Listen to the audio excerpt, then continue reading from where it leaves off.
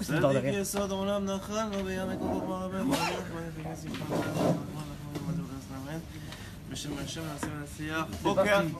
Boker Or. Boker Or. S'il y a un problème avec la vidéo, c'est la faute de Youssef. C'est pas moi. Boker Or à tous, Bezrat Hashem, c'était Ishmaïa. Donc, Bezrat Hashem, on va évidemment partager des paroles de Torah, des paroles de vie, comme on a l'habitude. Que ces paroles-là soient pour la refoua chez les mains de Asher Jamil ben Myriam, David ben Soussan ben Mani, David ben Youssef, Gisèle Bracha bad Rachel, Sarah Talia bad Efrat Myriam, et les Avdil Alfé Avdalim, Lelou Nishmat Shmuel ben Aliza, donc le père de la rabbinite. Shmuel ben Aliza, le père de la rabbinite, et Ruth bat Esther ben Hashem, soit les Nishmata, et Ninel Batimcha. Donc, je voulais partager avec vous un enseignement. Hier, c'était la Haskara de. Donc, on a dit le père de la rabbinite, le beau-père du Rav. Et on a eu quelques divrei Torah, quelques enseignements, quelques beaux enseignements aussi qui sont venus avec. Comme chaque divrei Torah amène son mot d'enseignement au Hashem. Mais il y a quelque chose qui m'a profondément marqué et j'aimerais le partager avec vous parce qu'en vérité c'est une leçon de vie pour nous et nous on est encore vivants, donc nous on peut avancer encore et on peut changer quelque chose entre aujourd'hui et demain, et c'est dommage de s'en priver. Donc ce que je voulais vous partager, c'est que d'abord il faut comprendre comme ça. Hachem, il aime chaque juif. Ça, c'est un enseignement de Rabbeinu, mais de la Chassidut, depuis déjà son arrière-grand-père, le Baal Shem Tov HaKadosh. Il aime chaque juif inconditionnellement. Ça veut dire quoi, inconditionnellement? Ça veut dire que pour Hachem, ça ne dépend pas de rien. Ni de si tu es gentil, tu n'es pas gentil, ni si tu as fait des fautes, tu n'as pas fait des fautes, ni si tu es grand ou petit, ni si tu es un tzaddik ou tu n'es pas un tzaddik.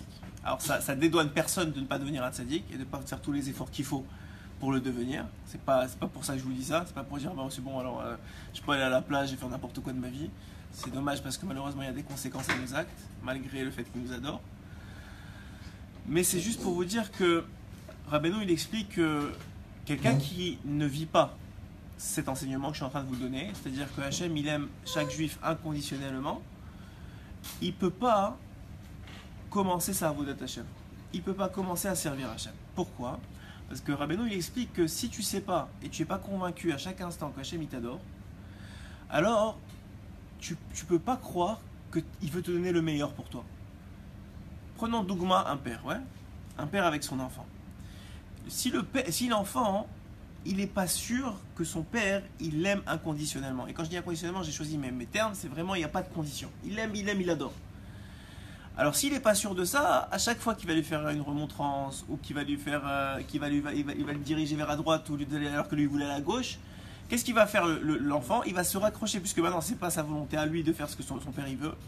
Donc il va se raccrocher à chaque instant à essayer de dire tu sais quoi, peut-être que mon père c'est dans son intérêt qu'il veut ça, ou c'est pas pour moi, et de toute façon, ou quand il va recevoir une remontrance ou quelque chose, il va dire tu vois mon père il m'aime pas. Donc en vérité il peut pas commencer une relation fusionnelle, une relation de confiance avec son père, parce que simplement il n'est pas convaincu qu'il aime inconditionnellement. Et si il n'est pas convaincu de ça, alors il n'est pas convaincu que tout ce qui lui arrive c'est pour son mieux, et c'est même le meilleur qui peut lui arriver. Il n'est pas convaincu que Hachem il écoute cette filote, parce que finalement qui je suis moi pour qu'il écoute. Si aujourd'hui j'ai fait des bêtises, parce que ça nous arrive à tous, et ben alors ça veut dire qu'aujourd'hui ma relation elle n'est pas la même qu'hier, ou elle est entachée parce que justement j'ai fait des bêtises, etc. etc. Donc en vérité, Rabbeinu il explique que la trala, le début de tout, et c'est encore une fois, c'est pas une raison de se dédouaner, et c'est pas une façon de se dédouaner. On parle à des gens, vous êtes tous des adultes ici, on n'est pas ici en train de se chercher des excuses pour pas grandir dans la vie. Mais ce que je suis en train de vous dire, c'est que quelqu'un qui comprend pas ça, et qui comprend pas que Hachem il nous a créé sans nous demander, et qu'il nous a créé mais seulement Berachamanuto, je l'ai dit souvent, et Rabbeinu il le rapporte dans un écouté moral, ça veut dire seulement pour dévoiler combien il nous aime et combien il veut nous donner. Alors on ne peut pas commencer à créer une relation saine avec lui. Sachez, ça c'est pas de moi, un de mes rabbinim me l'a dit avant que je sois parent. Il m'a dit que la plupart, et c'est quelqu'un qui s'occupe de l'éducation en profondeur, il m'a dit que la plupart des enfants qui sortent du DERER, c'est pas parce qu'on les a pas bien éduqués, c'est pas parce qu'on leur a pas montré le chemin à suivre, c'est juste parce qu'on leur a pas montré assez qu'on les aime. Ils ont juste pas assez senti qu'ils étaient aimés. Ça veut dire que, et je vous l'ai dit déjà dans le cours de cette semaine, que je vous ai expliqué c'est quoi selon Rabbeinu la Dougma Ishit. Donc, je vous ai dit que Rabbeinu il rapporte, et tous les sages rapportent qu'il n'y a pas de secret pour l'éducation. Pour ceux qui sont parents, ils le savent déjà. Pour ceux qui vont le devenir, vous allez bientôt le savoir, il n'y a pas de secret pour l'éducation. Mais il y a des conseils. Un des conseils principaux, c'est la tfila, c'est de prier beaucoup, parce que c'est pas entre nos mains. L'autre conseil, c'est l'exemplarité, le fait de donner des exemples à ses enfants. Et je vous ai expliqué que lorsqu'on donne un exemple à son enfant, on voit dans une même famille qu'un des enfants a suivi et l'autre n'a pas suivi. La raison pour laquelle c'est comme ça, ce que nous explique Rabbeinu, en fait il pose la question et il y répond, c'est que ce que va suivre l'enfant va dépendre non pas de l'exemple que tu lui as donné, mais du sentiment associé à cet exemple-là. Ça veut dire que si tu lui as donné l'exemple de quelqu'un qui a toujours le sourire, qui est toujours joyeux, eh ben ça ne veut pas dire que ton fils il va suivre ton exemple et qu'il va être toujours joyeux dans sa vie. Par contre, si tu l'as rendu joyeux du fait que tu es joyeux, c'est-à-dire que tu as communiqué ta joie, qu'il a senti cette joie que toi tu ressentais toi-même, alors effectivement, ça va lui donner beaucoup plus de chances pour partir d'un bon pied dans la vie et que tous les jours, même malgré les difficultés, il va avoir de la force. Pourquoi je vous parle de ça ce matin? Parce que hier, on a un des fils donc, de Shmuel Ben Aliza, il a dit que une chose dont il se rappelait de son père, c'est que tous les matins, c'était pas quelqu'un de très érudit en Torah. Par contre, il avait des midotes vraiment extraordinaires. Et l'une des midotes incroyables, c'était qu'il était toujours très positif dans la vie. Et tous les matins, qu'est-ce qu'il faisait? Et la vérité, c'est ce que j'ai fait moi ce matin avec mes enfants. Je suis sorti de la synagogue pour aller faire ça et je suis revenu. D'habitude, je reste à la synagogue quand je donne shiur, mais là, je me suis permis ça. Parce que je crois que c'est quelque chose qu'on oublie.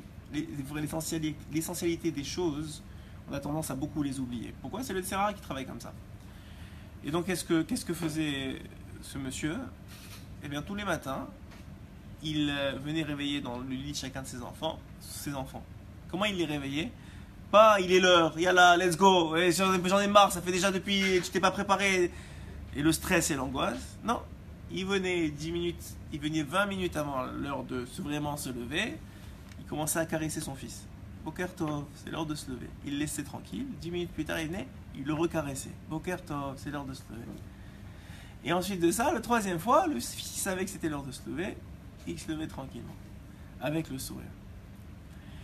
Quelqu'un qui est capable d'avoir une patience, parce que ça prend énormément de patience, mais aussi ces genres de midotes-là, il a presque compris l'essentialité de la chose. Qu'est-ce que ça veut dire?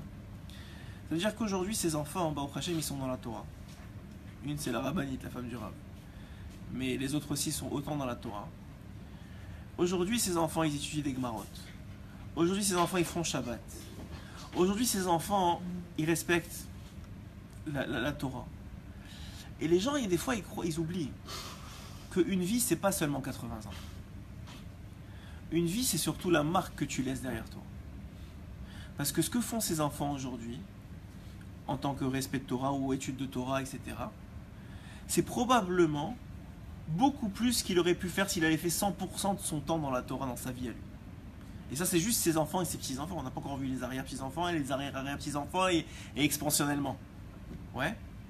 Ça veut dire qu'un homme, des fois, pour gagner 1 minute au travail, ou à la Torah, encore à la Torah, c'est peut-être plus louable que le travail, mais pour gagner 1 minute au travail ou 5 minutes au travail, eh ben, il va stresser son fils, il va l'angoisser, il va le truquer. Mais ton fils, c'est ton avenir. Ton fils, il va avoir des enfants, qui vont avoir des enfants, qui vont avoir des enfants. Ça veut dire que pour cette minute-là, que peut-être toi, tu aurais peut-être pu prendre sur ton travail, ou même sur ta Torah, pour lui inculquer plus de nachat ruach, pour lui transmettre plus de sentiments de positivisme et un sentiment d'amour, eh ben, tu as perdu peut-être énormément parce que cette petite minute-là, elle va se refléter beaucoup plus dans le temps. Et ça, c'est des choses que souvent on oublie. Maintenant, évidemment, je vous dis pas ça pour vous stresser, vous angoisser, parce si on se retourne tous vers ce qu'on a éduqué nos enfants, on s'est tous plantés un jour ou un autre, même plus de jours que d'autres. Mais c'est pour vous dire comment ça fonctionne et surtout c'est quoi la façon de changer les choses. Alors Rabbeinu, il explique que la façon d'aborder la vie, en vérité, il y a deux façons d'aborder la vie. Et ces deux façons, elles dépendent de ta vision de la vie. Et ta vision de la vie, elle dépend de ce qui est à l'intérieur de ta tête. Rabbeinu, il donne des termes pour identifier ces deux visions-là, ou ces deux façons de vivre. Ce qu'on appelle Mochin de Gadlut et Mochin de Katnut. Mochin de Gadlut, en traduction littérale, ça veut dire un esprit large. Mochin de Katnut, ça veut dire un esprit étriqué. Pour vous donner un exemple, Rabbeinu, il explique que ça ne sert à rien de s'énerver contre un enfant à qui tu dis 10 fois de faire les choses, parce qu'il a Mochin de Katnut. Ça veut dire quoi, Mochin de Katnut? Ça veut dire que son esprit est tellement étriqué qu'il ne voit pas plus loin que le bout de son nez. Et donc, il n'est pas capable d'identifier. Maintenant, il n'a pas son bonbon, ou il n'a pas son chocolat, ou il n'a pas sa place dans la voiture, parce que son frère lui a pris. Eh ben, tu peux lui expliquer que c'est pas grave, c'est pas la fin du monde, etc., qu'il est 8 heures, que dans 8 heures, dans 5 minutes, l'école est ferme. Tout ce que tu veux, eh ben, il va comment te faire une crise. Pourquoi? Parce qu'il est dans Mochin de Katnut. Et c'est même pas de sa faute. C'est Hachem qui fait que l'enfant, tant qu'il a pas acquis une certaine maturité, c'est bien le terme, c'est la maturité, il reste dans un Mochin de Katnut. Le problème, c'est qu'il y a beaucoup de parents qui sont restés dans Mochin de Katnut aussi. Ils n'ont pas grandi dans cet esprit-là. Et nous aussi, dépendant du temps de la journée, des difficultés de la vie et de notre façon de réagir aux difficultés de la vie, on est souvent dans Mochin de Katnut. Alors c'est quoi Mochin de Katnut? Mochin de Katnut, c'est que tu n'es pas capable de voir au-delà de la situation qui t'est présentée. C'est ça Mochin de Katnut. C'est-à-dire que tu as un problème et il te prend tellement le champ de vision que pour toi, il n'y a que ce problème dans ta vie et que tu n'es pas capable de voir autrement. Et comme tu n'es pas capable, tu as l'impression que c'est la fin du monde. Ouais, quelqu'un, je sais pas moi, n'importe quoi qui arrive, sa femme, elle l'a appelé, elle a besoin de ça, ou elle est énervée avec lui ou quoi, il y a beaucoup de choses qui vont bien. Bon, Hachem, il a ses mains, bon, Hachem, il a ses jambes. Ce matin, on a dit que c'était pour la réfoua de Asher Ben Miriam Jami. Moi, j'arrivais à la synagogue, il était fatigué, pas bien, et pourtant, il avait encore le sourire et encore, il se battait avec la vie. Et également pour sa fille. Pour sa fille Eden Miriam Batilana. Refoua Shelema pour Eden Miriam Batilana Bezrat Hashem. Il y a des gens qui sont touchés physiquement par la vie. Et ils continuent à se battre. Et au contraire, peut-être ils ont plus la valeur de la vie que nous, on l'a. Mais quelqu'un, vraisemblablement, ok, il a un problème au travail. Ok, il a un problème au travail. Mais ses enfants, ils sont en santé. Sa femme, elle est un truc, il habite en Eretz Israël. Même s'il habite pas en Eretz Israël, il a une maison, il a un toit. C'est des choses ce qui nous est acquis, on trouve ça normal. Mais c'est des choses, ça a de la valeur. Être juif, déjà être juif, Rabbeinu il a dit être juif ça suffit pour être heureux toute la journée. Quelqu'un qui comprend c'est quoi, mais on ne comprend pas c'est quoi, on ne donne pas de la valeur aux choses. Mais quelqu'un qui comprend c'est quoi et ça suffit pour être heureux. Il n'y a pas besoin des millions et de la voiture et même de la maison, juste être juif ça suffit. Le roi Chaim Akadosh, dans son introduction que j'ai lue à Shavuot, il dit que dans sa vie ça a été très difficile. À une période de sa vie, il avait les autorités marocaines qui sont attaquées à lui, qui essayaient de lui trouver des façons de l'emprisonner, etc. Au début, en tout cas, avant qu'il connaisse c'est qui vraiment le roi Makadosh. Et il a dit à ce moment-là, c'est peut-être le moment où j'ai le plus appris de la Torah. Parce que je me suis réfugié dedans. Parce que j'avais plus où aller. Donc je me suis réfugié dans la Torah, un peu comme Rabbi Shimon Bar Yochai à l'époque où vous croyez qu'Hachem il fait ça pour rien. Il fait que les Romains ils s'attaquent à Rabbi Shimon ou que les Marocains ils s'attaquent à Chaim. C'est justement pour les pousser dans leur retranchement. C'est quoi leur retranchement? C'est quoi le retranchement d'un juif? C'est ici, c'est là où on est. Vous savez quand ça va pas, moi personnellement, hein, mais bon, Hachem ça va bien dans la vie, mais je veux dire quand ça va pas, j'ai une chose à faire. Bon, Hachem j'ai laissé la clé de la synagogue, je viens, j'ouvre la porte, je m'assois. Je dis à la Shrina ici, moi, tu ouvres un livre de Torah et tu oublies qu'est-ce qui arrive. Alors c'est vrai, des fois c'est difficile de te rentrer dans la Torah, mais une fois que tu es rentré dedans, il n'y a rien qui te touche. C'est comme un bouclier, tu as un barzel sur toi. Et ce que je suis en train de vous dire là, hein, c'est que Mochin de Katnout, c'est cette incapacité-là à sortir de ton problème. Alors je viens de vous donner des solutions. Rabbeinu il dit pour sortir de Mochin de Katnout, il y a plusieurs façons. Le vecteur de Mochin de Katnout pour sortir de ça, c'est la joie. Maintenant, c'est bien beau de dire la joie, mais il faut, quand tu es dans les problèmes, il faut trouver le vecteur qui va t'attacher à la joie et qui va te permettre d'être joyeux.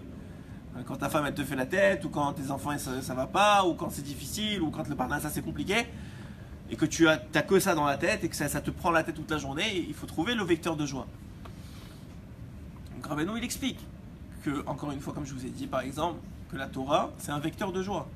C'est un vrai vecteur de joie. Pour quelqu'un qui la comprend, pour quelqu'un qui l'étudie, surtout pour quelqu'un qui s'y réfugie. C'est vraiment un refuge. Le Ohr HaChaim, il a des mots très très beaux. Je ne l'ai pas ici. Bon, peut-être que je l'ai ici. Regarde s'il y a le Ohr HaChaim Akadosh dans mon sac. Le Ohr HaChaim, Baruch Ata Adonai Eloheinu Melech HaOlam Shakol Nהיה B'Doro. Merci beaucoup. Le Ohr HaChaim Akadosh, il y a des mots très très très beaux sur comment ça l'a aidé à traverser les épreuves. Vous direz, le Ohr HaChaim Akadosh, il avait la Neshama du Mashiach, il n'a pas besoin de rien, les épreuves ça ne le touche pas, c'est pas vrai. Il n'y a personne que ça ne touche pas les épreuves. Parce que sinon il n'y a pas de libre arbitre, sinon il n'y a pas de combat. S'il n'y a pas de combat, on n'a rien à faire ici. C'est écrit Adam, l'Amalod Yulad, il est né pour travailler, il est né pour combattre. Ça veut dire qu'un homme, aussi grand qu'il soit, son Yetzirara est aussi grand que lui. Donc ne croyez pas que parce qu'il est aujourd'hui, il est Rav Chaim Kanievski ou il a été Rabbi Nachman ou n'importe qui d'autre, ils n'ont pas les difficultés quotidiennes que nous on peut avoir. C'est pas vrai, ils ont des difficultés à leur niveau, qui sont peut-être probablement beaucoup plus difficiles que les nôtres. Parce qu'ils ont eu sur leurs épaules, et encore aujourd'hui les grandes générations, ils ont sur leurs épaules des familles, ils ont des responsabilités, ils ont beaucoup plus que nous en vérité. Et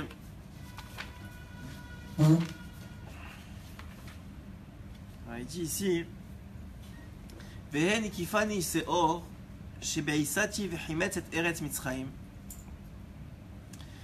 il a connu dans une époque de sa vie des difficultés pire il dit pire à ses yeux, pire que Eretz Mitzrayim, que l'Égypte pour les Égyptiens, enfin pour les Juifs. Mais Sarker Mitzrayim et Mitzrayim, de tribulation en tribulation, de difficulté en difficulté, il n'en voulait pas le bout. Nirdav de la Kuni bitfisa va'alila ungida beyat tsar arzari. Et il était poursuivi par comme quelqu'un qui le poursuivait vraiment, comme qui le chassait de difficulté en difficulté. Chez Zenofel Zekam. Et quand il arrivait à le surmonter, il y en avait un autre qui montait sur lui.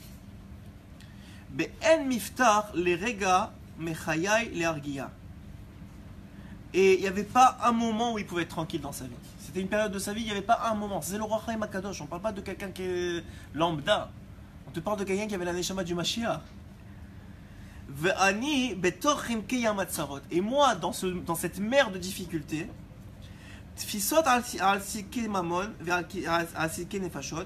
que ce soit au niveau financier, au niveau rouchani,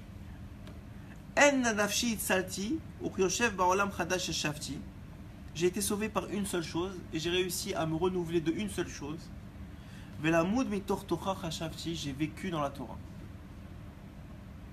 Et la seule lumière que j'ai donnée à mon esprit et à mon cœur, c'est fou comment il dit les mots. Et comment j'ai réussi à rester sur mes pieds.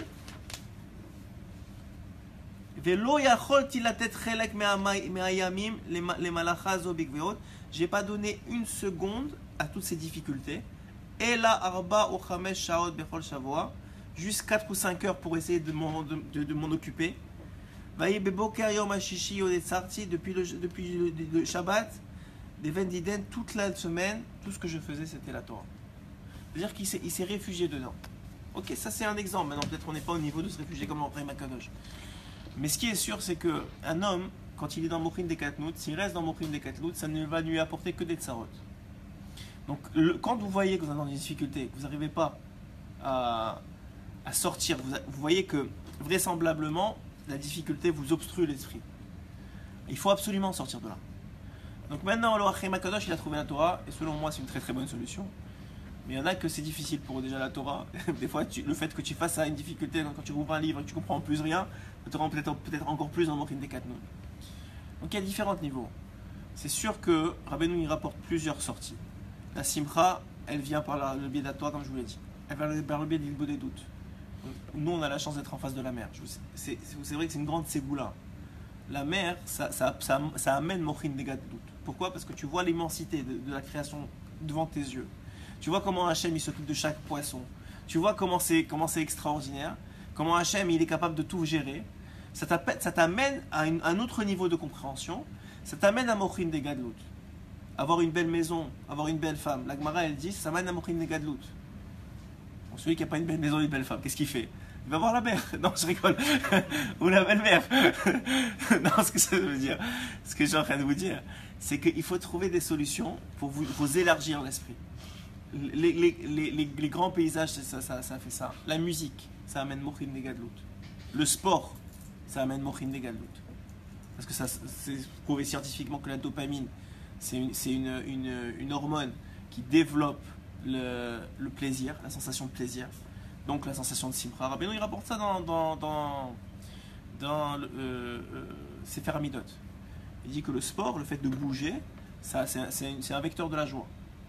Donc il faut pas dénigrer. Rabbeinu c'est la Torah du Mashiach. Ça veut dire, vous savez que il aurait dû avoir, selon les Chachamim Breslev, il aurait dû avoir 7 livres de la Torah, pas 5. Mais il y a 5 seulement qui ont été donnés. Et les autres ont été répartis au fur et à mesure, qui sont les commentaires de la Torah finalement, qui sont habillés dans les commentaires comme le Zohar, etc. C'est des commentaires de la Torah. Et il y en a même qui disent, bon ça c'est un chidouche, vous gardez pour vous, mais il y en a même qui disent que, vous savez que la faute d'Adam Arishon, c'est qu'il n'a pas attendu Shabbat. Ouais. Et Shabbat c'est quoi? Le Zohar il dit que le tzaddik est appelé Shabbat.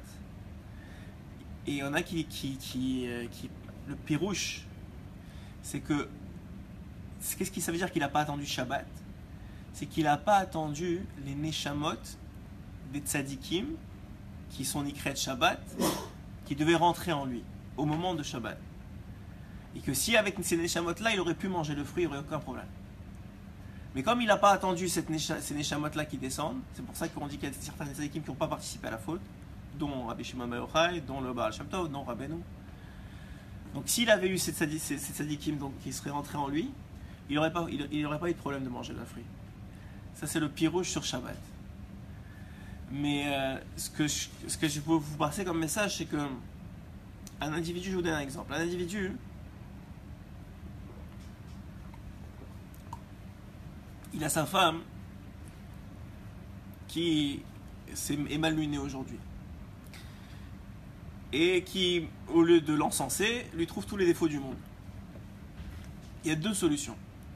Soit l'individu il est dans Morin des Katnout, et en plus sa femme elle n'a pas raison, en tout cas pas en 100%, parce qu'il n'y a pas que des mauvaises choses dans un homme, forcément. Et donc il essaie de lui prouver par A plus B qu'elle a tort, et ça envenime la situation, et forcément ça commence à crier, et finalement ça arrange rien. Ou bien, il est dans Morin des Gadlut. Ça veut dire quoi, Morin des Gadlut? Ça veut dire ma femme, elle est en train de me reprocher ça, ça et ça et ça. Ma femme, je sais qu'elle m'aime et je sais qu'elle ne voit pas que du mauvais en moi. Donc si maintenant elle voit du mauvais en moi, c'est que Hachem, il a quelque chose à me faire passer comme message. Donc tu vois déjà qu'il y a Hachem dans la situation. Déjà tu n'étais plus dans la situation. Donc il y a quelque chose à passer. Donc déjà tu réponds pas à ta femme. Ensuite de ça, tu dis attends, ok, très bien, Hachem me faire passer comme message quelque chose. Donc tu dis à ta femme, tu as raison, je m'excuse, je suis désolé. Et ensuite de ça, tu sors de chez toi, tu vas faire Idbo des doutes, et tu dis à Hachem, maintenant il faut que tu m'expliques c'est quoi le problème. Parce que ma femme, c'est pas juste comme ça qu'elle s'est réveillée, et qu'elle a commencé à me sortir tous les défauts du monde. C'est qu'il y a quelque chose que j'ai fait, ou que j'ai pas fait, que j'aurais dû faire, et si tu me fais ça, encore une fois on revient à l'introduction du shiur, c'est parce que tu m'aimes, parce que je sais que tu m'aimes, et je suis convaincu que tu m'aimes, et je travaille ma émouna pour savoir que tu m'aimes, c'est donc que tu veux juste me faire passer un message. C'est pas que tu veux me punir de rien, c'est pas parce que tu veux me frapper et que tu veux que ça marche pas dans mon couple, parce que toi tu veux que ça marche dans mon couple, tu veux que du shalom bayit. Donc ça c'est pas pour me casser mon couple, C'est pas pour qu'il y ait 3 jours de cris et que mes enfants ils soient pas éduqués pendant 3 jours. C'est pas pour ça que tu m'envoies ça, Hachem.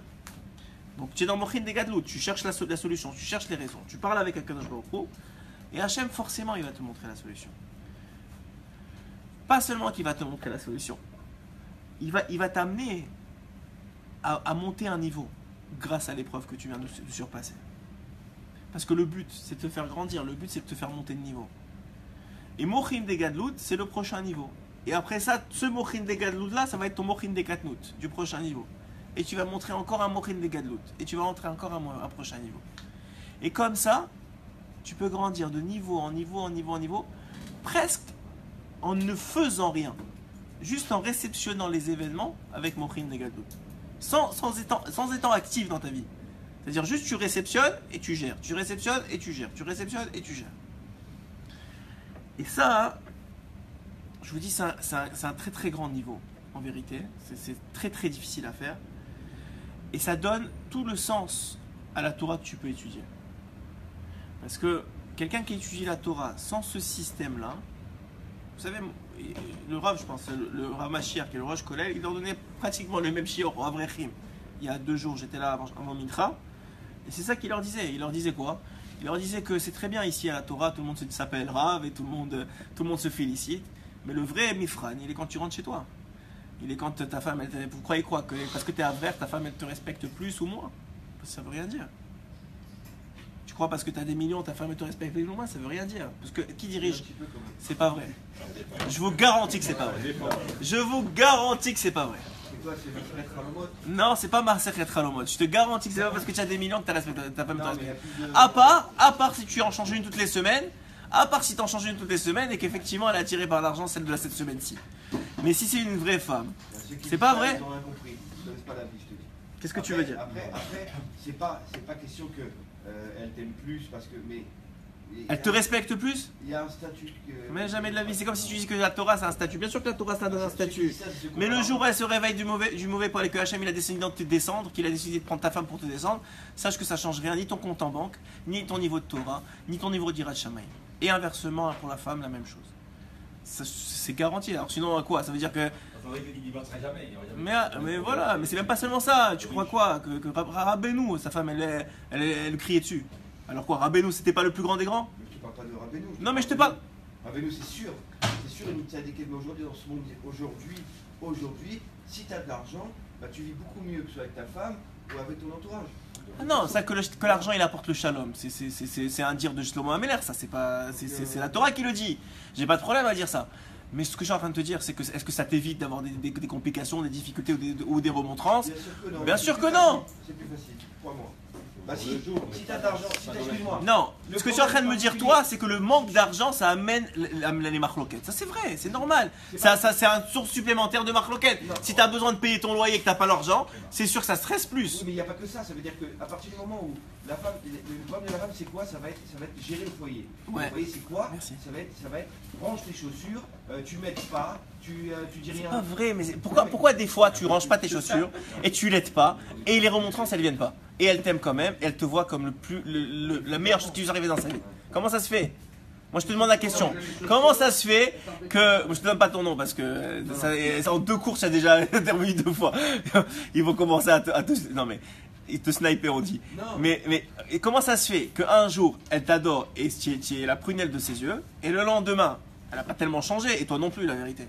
Le lendemain, écoute, tu fais tout mal et tu ranges pas tes chaussettes et tu ranges pas tes chaussures et tu ranges pas la maison et c'est de la folie. Pourquoi? Parce qu'elle est rentrée dans Mochin des Katnout aussi. Ça c'est son problème. Tu n'es pas là pour lui régler son entrée. Tu es là pour l'aider. Tu peux de la musique, tu peux la sortir. Après ça c'est une autre histoire.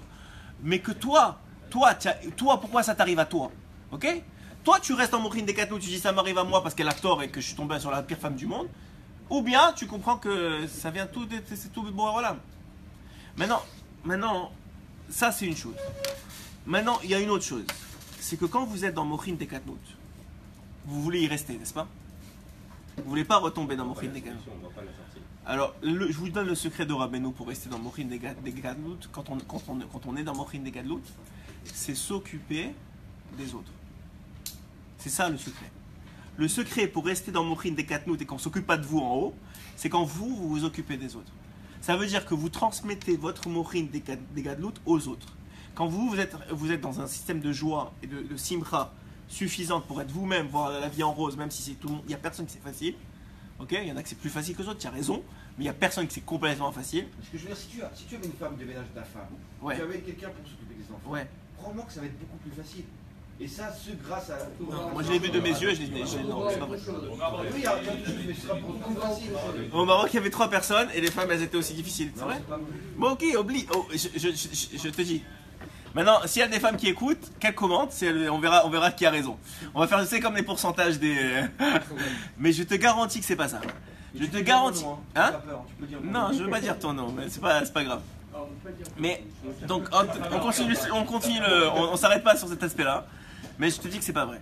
Parce que si Hachem il veut te régler quelque chose, ok, ce sera pas ta femme, peut-être ce sera pas ta femme, ce sera ton partenaire de travail, c'est-à-dire ce sera ton fils. Il y a toujours, s'il y a quelque chose à régler, Hachem il veut te réveiller. Donc s'il y a quelque chose à régler, ça va arriver. Et si tu le règles pas, ça va revenir.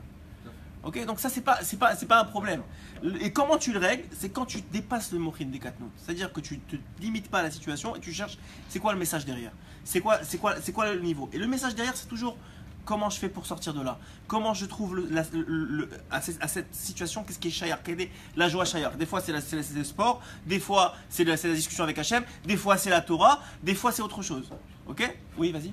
Justement, ce que tu as dit tout à l'heure quand tu as dit que celui qui se trouvait dans le mochin des Katnout, Ouais. à ce moment-là qu'il avait pour essayer de s'en échapper, de reporter ça, de s'occuper des autres. Ouais. Non, pas s'échapper. S'échapper, tu peux pas t'occuper des autres. Tu peux même pas t'occuper toi-même quand tu dis mochin des gadlout.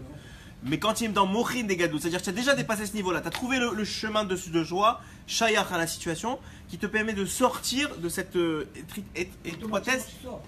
Tu sors. Mais maintenant, Tu n'es plus dans le mochin des d'accord, tu es dans mochin des gadlout. Mais comment tu fais pour rester dans mochin des gadlout? Parce que je suis sûr que vous avez de l'expérience et vous avez vu dans votre vie que des fois ça va super bien et d'une minute à l'autre, je sais pas, t'as un PV, t'as un truc, ta femme elle t'appelle il y a 10 minutes j'étais super heureux, j'écoutais de la musique dans la voiture et là on dirait que c'est la fin du monde. Il y a quelque chose qui s'est arrivé, ouais, il y a quelque chose que j'ai raté dans l'histoire. Ouais, on est retombé dans mochin des gadlout. Alors je vous dis, le secret de Rabbeinu, c'est que pour rester dans mochin des gadlout, il faut ne pas arrêter de s'occuper des autres. Il faut pas arrêter. Si tu je sais pas, il faut que tu t'occupes de Shurim, de partager de la Torah. S'il y a quelqu'un que tu sais qui est pas bien, d'aller voir les malades, tu t'occupes des autres, tu restes en mochin des gadlout tout le temps. C'est le secret. Hein. Tu t'occupes des autres, c'est-à-dire tu vas voir les malades, tu aides les autres. Il y a quelqu'un qui est pas bien, tu l'appelles, tu dis tu fais kivudavahem. Tu n'arrêtes pas de t'occuper des autres, tu restes en mochin des gadlout. C'est comme ça que ça marche. Mais si tu arrêtes de t'occuper des autres, alors il y a des grandes chances que tu retombes dans une épreuve de mochin des katnout et que tu aies besoin à ce moment-là, encore une fois, de retrouver la porte pour sortir de là. Mais toute la vie c'est comme ça, c'est 2 systèmes de pensée. Vas-y. La mochin des gadlout, en un mot en français, on va dire ça la maturité. Ouais, tu peux appeler ça une maturité, c'est une maturité d'esprit peut-être, ouais. Ouais, maturité d'esprit. C'est une maturité d'esprit pour s'occuper des autres. Ouais. Il y a un rapport, entre les deux. Bien sûr, d'abord tu peux pas t'occuper des autres. Oui, il faut Si d'abord tu n'as pas qu'on mochin des gadlout. prévoit Non, je vous dis ça, non, parce que les gens ils croient que quand ça va pas dans leur vie, ils peuvent s'occuper des autres. C'est pas vrai, ils s'occupent pas des autres. Parce que s'occuper des autres, c'est t'oublier toi. Mais quand toi ça va pas dans ta vie, tu peux pas t'oublier toi. Tu peux pas, c'est humain. Tu ne peux pas t'oublier toi. Et s'occuper des autres, ça commence l'autre.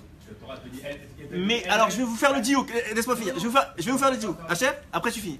S'occuper des autres au moment où tu es dans mochin des katnout, en vérité c'est s'occuper de toi-même. Parce qu'en t'occupant des autres, tu essaies de te sortir de ton problème à toi. Mais c'est pas vraiment s'occuper des autres.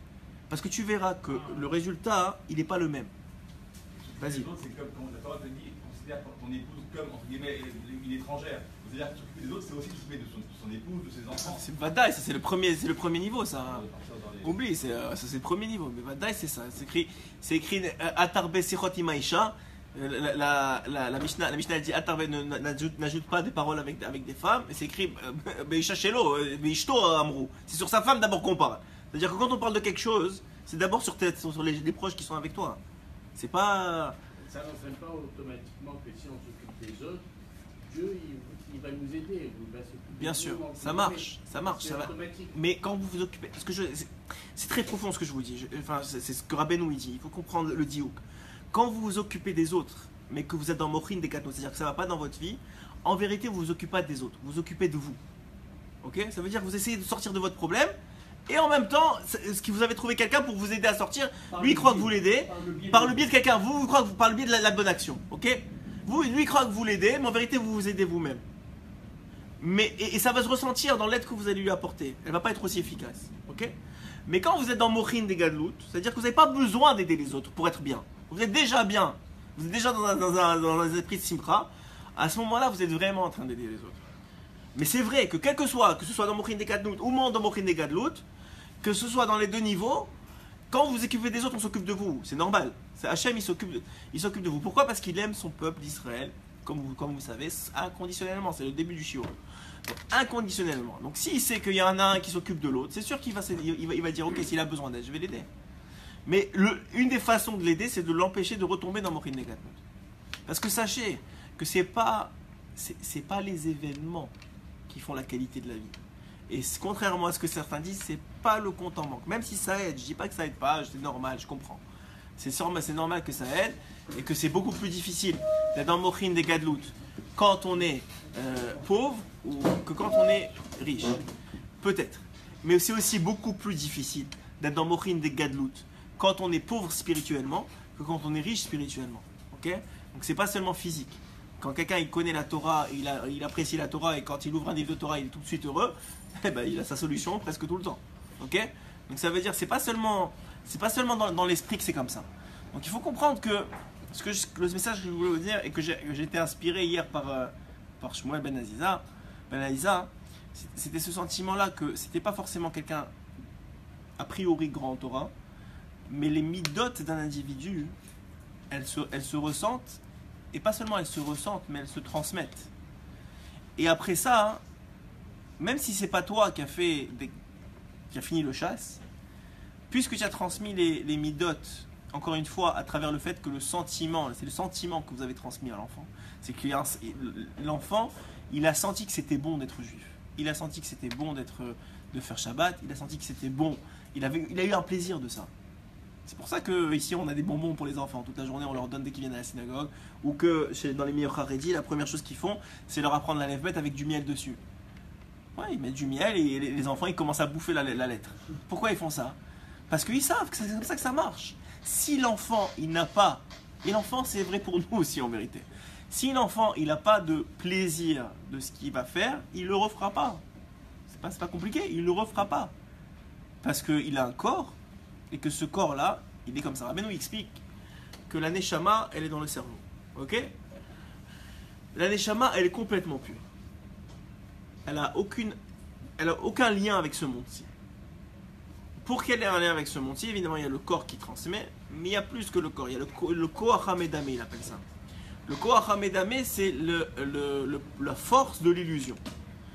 Et il dit que la force, et le Rabbi Nathan il explique dans l'écoute à la Chod, que la force de l'illusion, c'est le chaliar de la Neshama. Ça veut dire que un chaliar, ça veut dire un messager, un envoyé. La Neshama, elle est obligée d'aller recueillir les informations vers l'extérieur pour pouvoir les interpréter et les analyser et commencer à en faire quelque chose. Ouais. Les informations extérieures, c'est qui va les recevoir? C'est le Koach HaMedame, la force de l'illusion.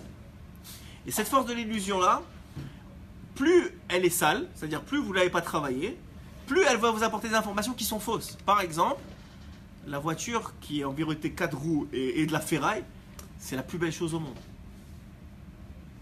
Ça c'est du Koach HaMedame. Ou que le steak, c'est le truc incroyable, tu comprends, ça vaut des milliards.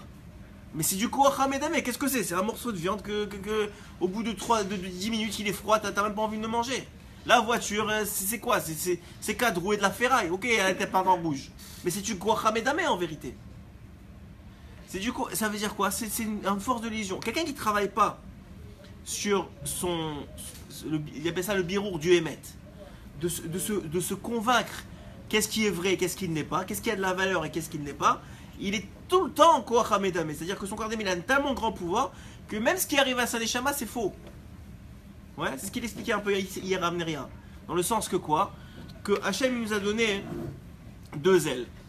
Pour que nos mitzvot et notre Torah, c'est ce qu'il disait, c'est le Rabbeinu qui rapporte ça, que Hachem nous a donné, on va finir avec ça parce que les Abraham commencent à arriver, Hachem, il nous donne deux ailes pour pouvoir nous élever spirituellement et pour pouvoir les transmettre à nos mitzvot qui, elles, s'élèvent spirituellement et à notre Torah qui, elle, va s'élever spirituellement et à notre prière qui, elle, va s'élever spirituellement. Parce que c'est très possible que votre Torah, elle ne s'élève jamais. Okay? Que vos mitzvot ne s'élèvent jamais et que votre prière non plus. C'est rapporté sur le Baruch Shem Tov HaKadosh qu'un jour il est rentré dans un Beth Midrash et qu'il a dit je peux pas rentrer. Il y a trop de filotes ici. Alors les gens qui étaient dedans, qui étaient des Rachamim, ils ont dit waouh, c'est incroyable, il y a beaucoup de filotes, il y a tellement de filotes ici que le Baruch Shem Tov il peut même pas rentrer dans le Beth Midrash. Alors ils se sont enorgueillis de ça. Le Baruch Shem Tov il a rigolé, enfin il a souri. Il a dit non. C'est parce que votre filote, elle monte pas, elle reste ici, donc je peux pas rentrer. Votre filote, elle monte pas. Vous avez trop d'orgueil, je sais pas ce qu'il leur avait dit exactement, mais les filotes, elles montent pas. Ça veut dire que vous pouvez faire des choses, mais vous n'avez pas donné les ailes. Alors Rabbeinu, il explique que les ailes de ça, une des ailes, c'est la Ahavat Hashem, la Ahavat Shamaim, l'amour du ciel, et l'autre aile, c'est la Hirat Hashem, la crainte du ciel. Et Rabbeinu, il explique, je vous avais déjà parlé de ça, je pense, dans la Iloula de Rabbi Moshe Ederi. C'est que Rabbeinu il explique que comment ça marche, c'est que l'individu en lui, il a un potentiel d'amour, il a un potentiel de crainte. C'est inné chez chacun d'entre nous, on a ça en nous. Maintenant, pourquoi on a ça? Parce que ça nous a été donné pour craindre Hachem et pour aimer Hachem. C'est pour ça que ça nous a été donné. Maintenant, quand tu n'as pas travaillé ton Koach HaMedameh, que tu es dans ce monde-ci, que tu n'as pas fait le travail qu'il faut, qu'est-ce qui se passe? Il se passe que cette Ahava, elle va devenir une Ahava Nefula, elle va devenir un amour qui est tombé. Et cette ira, elle va devenir une ira nefula, ça veut dire qu'elle va devenir une crainte qui est tombée. C'est quoi une ava nefula et une ira nefula? C'est quoi une crainte tombée? C'est que maintenant, au lieu de craindre Hachem, tu vas craindre la police, tu vas craindre ta femme, tu vas craindre les impôts, tu vas craindre ça. Pourquoi? Parce que tu ne crains pas Hachem. Et une ava nefula, c'est quoi? C'est que maintenant, puisque tu as ce potentiel d'ava, mais que tu ne l'as pas dirigé vers Akadosh Baruch Hu, tu vas aimer trop de femmes. Tu vas aimer trop de voitures, tu vas aimer trop de matérialité. Tu vas aimer, ça ne veut pas dire que tu n'as pas besoin, c'est deux choses différentes. Ça ne veut pas dire que tu ne vas pas manger, tu ne vas pas boire, tu ne vas pas avoir une maison, c'est pas ça qu'on dit. C'est que tu vas avoir une ta'ava, ça va te prendre tout ton temps et ton esprit et ton énergie d'amour pour ça. Alors que ça c'est quoi? Ça racole, c'est rien. Ça ne vient pas avec toi à 120 ans. Ça ne sert à rien en vérité. C'est-à-dire c'est des choses, c'est du Koach HaMedameh. Donc Rabbeinu il dit que ça c'est tout le monde qui est comme ça. Personne n'a 100% de Hava, on n'est pas Rabbeinu. Personne n'a 100% de Havat Hashem et 100% de Hira. Comment on arrive à ça? C'est qu'à chaque fois que tu as peur, par exemple, tu as eu peur de la police, par exemple, tu es passé devant un flic et tu as eu peur. Tu dis waouh. Alors il y a le gars, il dit j'ai eu peur, c'est pas grave. Ou bien il y a nous qui sommes dans la Torah, qui connaissons ce concept-là, qu'il y a une Hira et des foulas, il dit oh, c'est pas normal. Je ne devrais pas avoir peur de la police. J'ai plus peur de la police que d'Hachem, il y a un problème. Donc l'individu, il fait tchouva sur ça, il dit Hachem, pardon d'avoir eu peur de la police plus que de toi. Et il fait tchouva, quand il fait tchouva sur sa peur, qu'est-ce qu'il fait en vérité? Il ramène la ira nefula vers Hachem, puisqu'il est en train de faire tchouva dessus. Et la tchouva c'est quoi? C'est yachouv, il retourne, il retourne vers Hachem. Donc en vérité, qu'est-ce qu'il fait? Il ramène la ira vers son shoresh. Et quand il ramène la ira vers son shoresh, il est en train de réparer. La même chose avec la hava. Quand il a une trop grande envie des femmes, ou de la nourriture, ou de l'argent, ce qu'on a dit les trois ta'avot principales, quand un individu il a trop envie de ça, il doit s'arrêter à un moment. Et même, parce que le problème, même si tu n'arrives pas à combattre, tu dois dire à Hachem, pardonne-moi. Au moins, je sais que ça devrait être vers toi. Rien que ça, c'est déjà un niveau de remonter la hava de Nefula. Mais c'est un travail quotidien, c'est un travail qui, je ne sais même pas s'il est de notre génération. Parce que c'est vraiment, c'est dur, c'est pas facile de faire ça. Vous imaginez à chaque instant se remettre en question et se remettre en question. Alors au moins une fois par jour, essayez d'arriver à attraper ça. C'est écrit dans Zohar Kadosh, il dit que celui qui se juge dans ce monde, il ne sera pas jugé en haut. Non, c'est pas ça qu'il dit, excusez-moi. Il dit que celui qui se juge, ça c'est Rabbeinu qui ça. Il dit que celui qui se juge dans ce monde, il sera jugé par Hachem en haut. Et tout celui qui est jugé par Hachem, il sort gagnant. Comme ça il dit. C'est-à-dire qu'il peut y avoir des tzadikim qui te jugent, ou il peut avoir Hachem directement. Celui qui a choisi dans ce monde-ci tout le temps de se remettre à Hachem et de se faire juger tous les jours par Hachem, puisqu'il s'est remis entre les mains d'Hachem avant d'aller dormir tous les jours, comme il dit Rabbeinu. Alors à ce moment-là, Hachem il dit à la fin de sa vie, il dit ben écoutez, moi je veux bien que vous le jugiez, mais toute sa vie c'est moi qui l'ai jugé. C'est pas aujourd'hui que ça va changer. Et donc à ce moment-là, tu sors Zakai. Tout ça pour vous dire, on va finir comme ça. Tout ça pour vous dire que toute la vie, c'est de passer du Mochin des Katnout à Mochin des Gadlut. Et la façon, le pont, c'est la joie, le vecteur de joie que vous allez trouver. Le vecteur de joie que vous allez trouver, c'est comme je vous ai dit, la Torah, la famille, les valeurs, le sport. Vous allez trouver avec la musique, en tout cas tout ce qui est cachère, on parle. Hein, on ne parle pas d'aller faire du sport avec des femmes qui sont dénudées ou aller écouter de la musique qui n'est pas de la musique cachère. On parle de quelque chose qui est cachère. C'est des vecteurs de joie. Et ces vecteurs de joie-là, ils vont t'amener à Mochin des Gadlut. Une fois que tu restes à Mochin des Gadlut, tu essaies de t'occuper du maximum des autres et tu as des grandes chances de rester dans un état d'équilibre. Et ça, c'est Béhémet, ce qui va changer votre perception de la vie. Et finalement, la vie, c'est juste de la perception. Donc une fois que vous allez changer votre perception de la vie, votre vie, elle va changer. Vous allez avoir plus le sourire, vous allez être plus heureux, vous allez pouvoir aider plus les autres et vous allez accumuler énormément. Parce que sachez une chose, sauf, même si c'est pas pour ça qu'on le fait, mais quand vous aidez quelqu'un d'autre, disons que vous avez vu quelqu'un qui est loin de la Torah, et vous avez pris son numéro de téléphone, et vous venez déjà au Shiur Torah, et vous l'appelez le matin, et vous dites écoute, viens à Shiur Torah une fois, 2 fois, 3 fois, et au bout de 4 fois, il vient, et il est mitroraire de ça, il commence à se réveiller de ça, il fait tchouva. Maintenant, cet homme-là, il va commencer à mettre la kippa, il va commencer à mettre les tzitzit, il va commencer à manger cachère, et il va dire à sa femme, tu sais quoi, peut-être toi aussi tu devrais faire la même chose, et sa femme aussi elle va être mitroraire, et ses enfants ils vont aller à une école de Torah, ou même s'ils vont pas à une école de Torah, ils vont commencer à être plus religieux, etc., etc., etc. À 120 ans, c'est tout. Hachem, il a un coffre qui est illimité. Donc il n'a pas besoin de séparer les récompenses. À 120 ans, il va avoir votre récompense de votre vie et tout le reste avec. Tout ce que l'individu il aura fait parce que vous l'avez amené une fois à un cours de Torah et que c'est grâce à ça que ça a amené à toutes les conséquences positives que ça a eu, c'est dans votre compte à vous. Évidemment qu'on ne fait pas ça pour ça et que c'est un niveau très bas de se motiver par rapport à ça. Mais c'est quand même juste pour comprendre que Hachem il nous aime tellement qu'il veut juste nous donner. Il faut juste qu'on participe à cette donation-là. Et que si on participe, alors on n'a que à gagner de tout ça, Bezrat Hachem. Et Béhémet, je vous dis, Mochin des Gadlut, c'est difficile à maintenir, c'est difficile à avoir, mais c'est ça le vrai bonheur.